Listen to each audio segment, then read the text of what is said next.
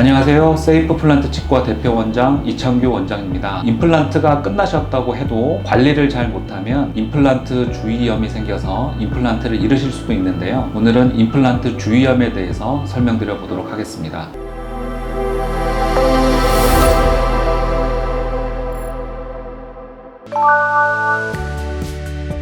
임플란트 주위염이라고 하는 것은 임플란트 주변에 염증이 생겼다는 뜻인데, 임플란트는 어떤 식으로 생겼냐 하면 임플란트 뿌리 부분은 뼈랑 바로 단단하게 접착이 되어 있고요. 그리고 그 위에 잇몸이 덮고 있습니다. 이런 곳에 염증이 생겼다 하는 뜻으로 보면 되는데, 염증이 생기면 기본적으로 빨갛게 부어오르고 피가 나기도 하고 통증이 생기기도 합니다.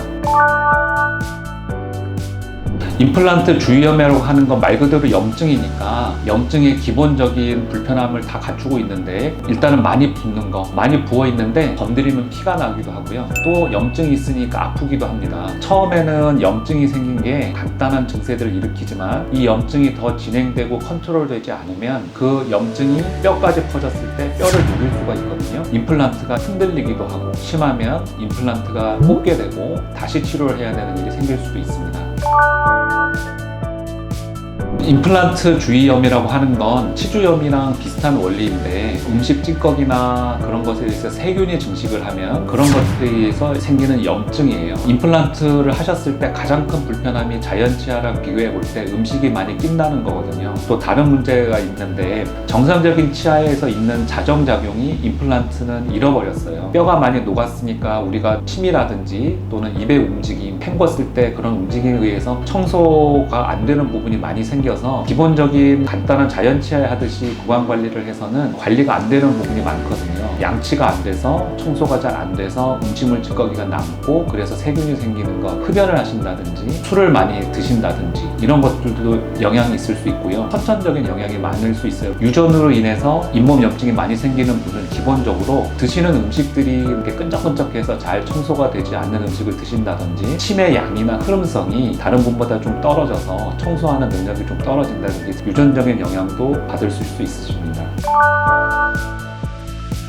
임플란트 주위염이 생겼을 때 초기 치료가 가장 중요합니다. 기본적으로 염증이 조금 퍼졌으면 간단한 잇몸 치료를 해서 치료가 가능해요. 기본적으로 치과에 가시면 케일링이나 잇몸 청소들, 이런 것에 의해서 간단하게 치료가 되기도 합니다. 이때 치료가 되지 않고 염증이 뼛속까지 퍼져서 뼈가 녹아내렸다, 이때부터 치료가 복잡한데요. 이 역시 뼈가 녹아내렸더라도 초기에 치료를 할 수 있으면 잇몸을 열고 수술적인 방법으로 염증을 긁어낸다든지, 임플란트가 조금 노출이 됐을 때 그 임플란트 표면을 좀 정리를 해준다든지, 자연치아 잇몸 수술에서 보이는 그런 처치를 해주면 초기에 또 더 이상 뼈가 녹아내리지 않고 주위염을 없앨 수 있는 경우도 있습니다. 정도가 너무 많이 진행이 됐다, 임플란트 표면이 많이 노출됐다, 이러면은 심한 경우에는 임플란트를 꽂고 처음부터 다시 해야 되는 경우도 있습니다.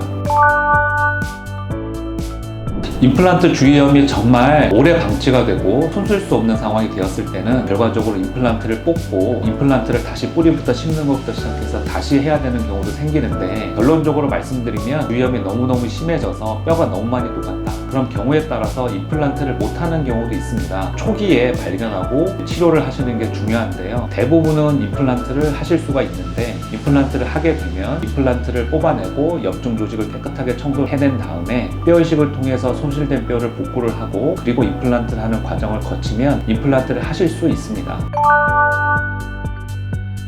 임플란트 주위염 예방법에 대해서 설명을 드릴게요. 집에서 모든 수단을 동원해서 열심히 닦으셔야 돼요. 그 전에 담배 끊으셔야 되고 술도 좀 줄이셔야 되고, 이런 거는 당연히 있겠죠. 임플란트를 하시는 분들은 그 외에 더 깨끗하게 하셔야 돼요. 시간 칫솔이라든지 치실이라든지, 또 워터픽이라 그래서 수압으로 음식물 찌꺼기를 없애는 방법들도 있는데, 그런 것들을 기본적으로 모두 총동원해서 열심히 해주시고요. 그럼에도 불구하고 완전하게 청소가 잘 안 돼요. 그래서 치과에서는 반드시 한 6개월에 한 번 정도는 정기검진을 하거든요. 그러면 정기검진 할 때 치과에 오셔서 청소가 안 돼 있는 부분을 치과에서 전문가의 도움을 받아서 청소를 또 해주셔야 돼요. 아까도 말씀드렸지만 임플란트 주위염이 생겼다 그래도 초반에 찾아서 초반에 치료해야 더 진행되지 않기도 하고, 또 최악의 경우에 임플란트를 다시 하더라도 조금 더 쉽게 할 수가 있는 부분이 있거든요. 그리고 주위염이 생겼을 때 기본적으로 참지 마시고, 자연치아는 잇몸이 좀 부었을 때 그냥 넘어가셔도 낫는 경우가 많지만, 임플란트는 절대 넘어가시면 안 되고, 잇몸이 부었을 먹었으면 무조건 치과를 오셔야 되니까 그렇게 오셔서 관심을 가지고 관리를 잘 해주셔야지 임플란트 주위염을 예방을 할 수가 있습니다.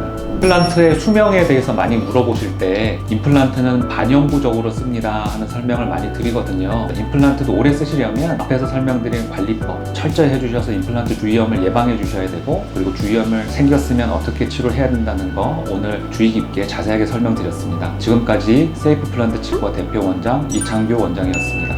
감사합니다.